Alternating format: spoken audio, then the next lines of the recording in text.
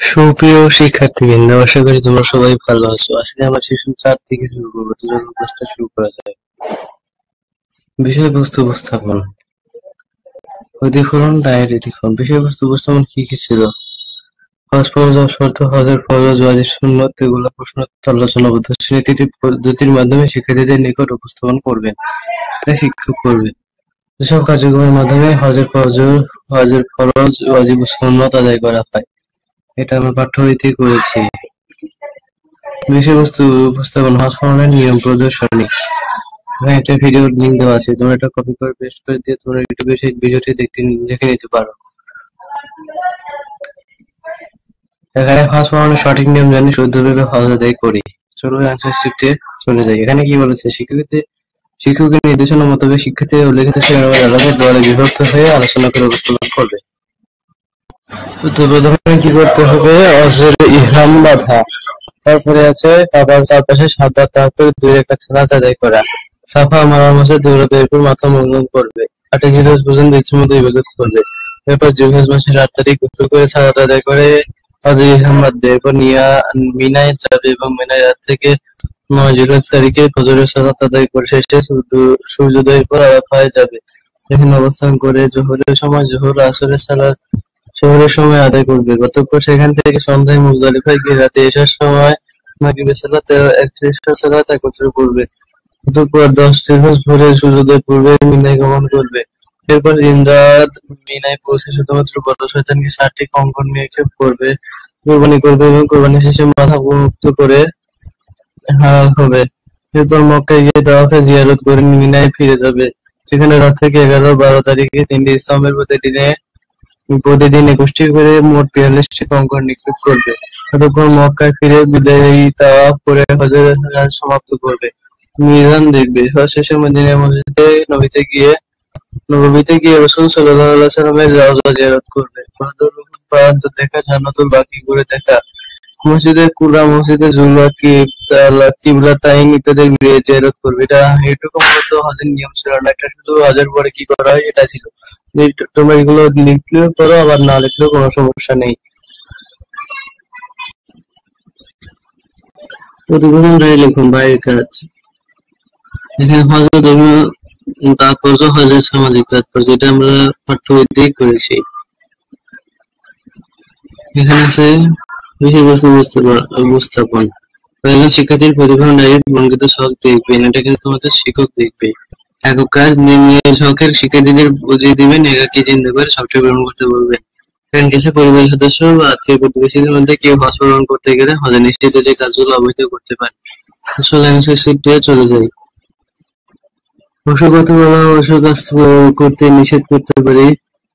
ইসলামী শরীয়ত মোতাবেক সকল নিষিদ্ধ কাজ বা পাপাচার করতে বিরত থাকার পরামর্শ দিতে পারি। কারোর সাথে ঝগড়া বিরোধ করতে মানা করতে পারি। কোনো প্রাণী শিকার করা বা অন্যকে শিকার করার জন্য দিতে নিষেধ করতে পারি। পুরুষের জন্য মাথা ও মুখ আবৃত করা নিষেধ করতে পারি। মহিলাদের মাথা ঢেকে রাখতে ও মুখ খোলা রাখতে বলতে পারি। আতর বা সুগন্ধি ব্যবহার বা আত্মসুগন্ধি মিশ্রিত পোশাক, সুগন্ধি সাবান ব্যবহার থেকে বিরত থাকার কথা বলতে পারি। তেল ব্যবহার যেন না করে সেটা বলতে পারি। তারা যেন নখ না কাটে, মাথার চুল না কাটে বা দাড়ি যেন না ছাঁটে সে বিষয়ে সতর্ক করতে পারি। এমনকি পশমের জন্য না কাটে বা টুকরায় সেটি বলতে পারি। তারপরে ছিল প্রতিবেদন তৈরি। আমাদের বাস্তব জীবনের হজের শিক্ষা পড়াশোনার ক্ষেত্রে সমাজ নিতে পারি। বিগত সেশনগুলো আলোচনার ভিত্তিতে শিক্ষার্থীরা হজের তাৎপর্য বা শিক্ষা চিহ্নিত করে 2 বিষয়ে একটি প্রতিবেদন তৈরি করবে। তা আমি এটার প্রতিবেদন রেখে দিচ্ছি। আমার হিসেবে আমার প্রায় 3 পৃষ্ঠা হতে পারে, কিন্তু তোমাদের খাতার 2 পৃষ্ঠা হতে পারে। তাই পেছনের অংশের সাথে চলে যাই।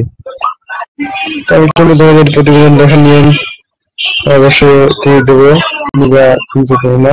প্রথম নাম বল, তারিখ, নাম থেকে হজের তাৎপর্য শিক্ষা।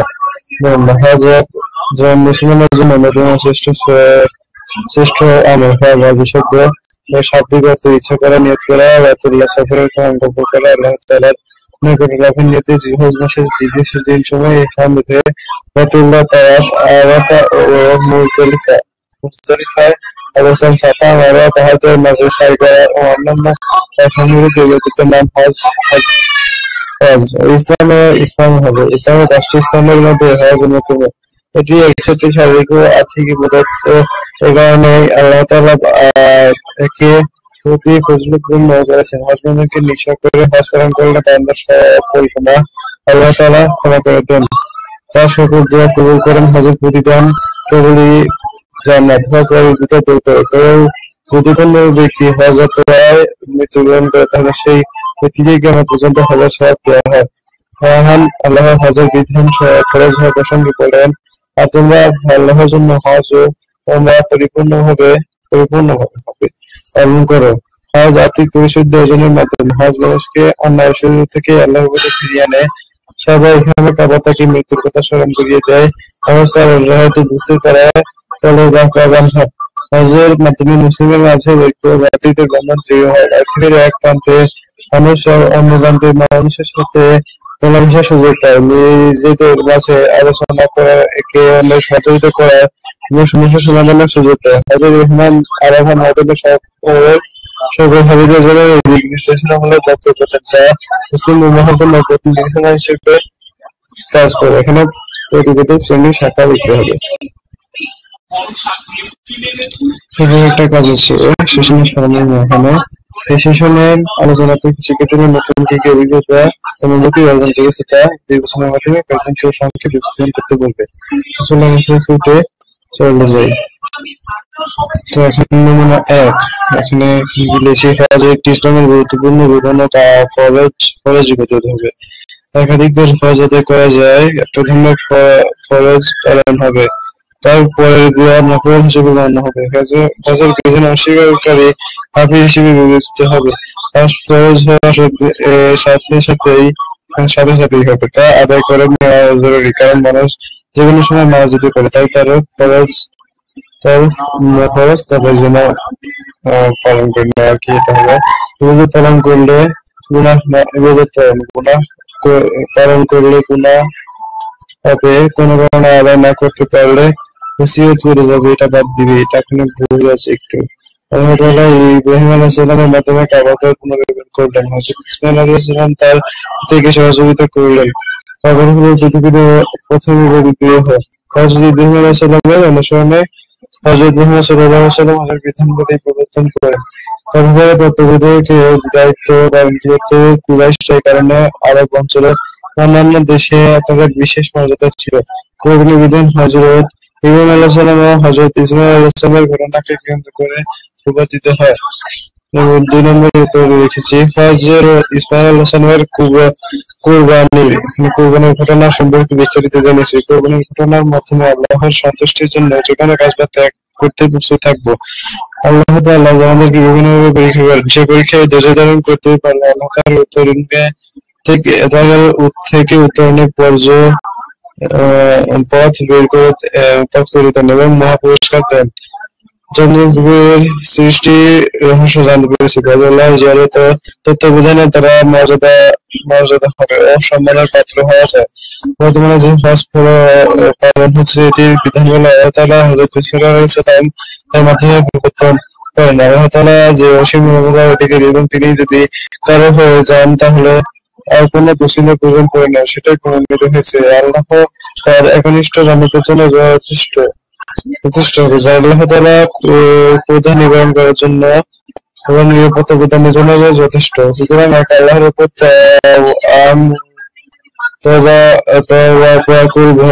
ভরসা করে ইবাদত করে যেতে হবে। শিক্ষকের জন্য পেরেশানি না হয় আল্লাহর উপর ভরসা করতে হবে।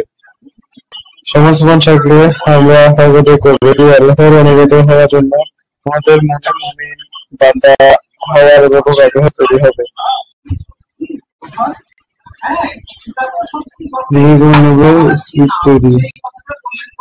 পোস্টার তৈরি আছে এখানে কি পোস্টার তৈরি করতে হবে? শেষে শিক্ষার্থীরা দৌড়াতে হবে। শিক্ষকের সঙ্গে হজের শিক্ষা বা তাৎপর্য সমূহ একাধিক পোস্টার লিখতে চলে যাই। হজের শিক্ষা তাৎপর্য হজ পালনের দ্বারা আমরা আল্লাহ তাআলার নিকট নির্দেশনা করি অথবা করতে পারি, ফলে আমাদের ইমান মজবুত হয়।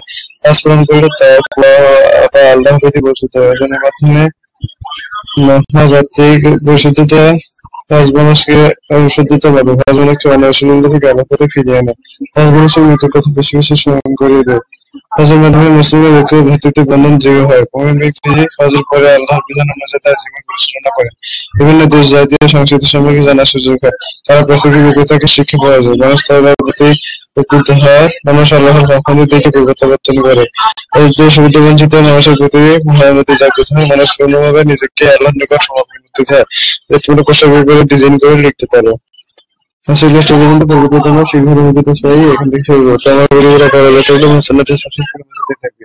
ধন্যবাদ সবাইকে।